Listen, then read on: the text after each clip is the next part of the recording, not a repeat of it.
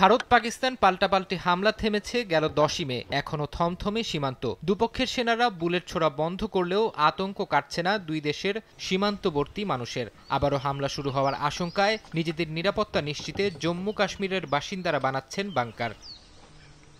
পাকিস্তান ভারত পাল্টাপাল্টি হামলা কেবল সাধারণ ক্ষেপণাস্ত্র হামলা কিংবা সীমান্তে গোলাগুলিতে সীমাবদ্ধ ছিল না। অনেকেই আশঙ্কা করেছিলেন দুই প্রতিবেশী জড়াতে পারে পরমাণু যুদ্ধে। এবার মার্কিন প্রেসিডেন্ট দাবি করলেন পাল্টাপাল্টি হামলার জেরে ভারত পাকিস্তান পরমাণু যুদ্ধের দ্বারপ্রান্তে পৌঁছে গিয়েছিল। ফক্স নিউজকে দেয়া সাক্ষাৎকারে ট্রাম্প বলেন, যুক্তরাষ্ট্রের মধ্যস্থতায় দুই পক্ষ হামলা বন্ধে সম্মত হয়। দুই দেশের সংঘাত থামানোকে নিজের সবচেয়ে বড় কৃতিত্ব বলেও দাবি করেন মার্কিন প্রেসিডেন্ট।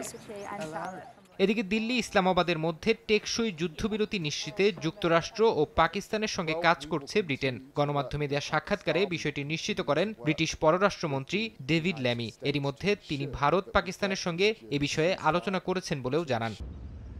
এর মধ্যেই ভারতকে আবারও আলোচনার টেবিলে বসার আহ্বান জানিয়েছেন পাকিস্তানের প্রধানমন্ত্রী শাহবাজ শরীফ। শুক্রবার ইসলামাবাদে পাকিস্তান সামরিক বাহিনীর ধন্যবাদ জ্ঞাপন দিবসে এই আহ্বান জানান তিনি।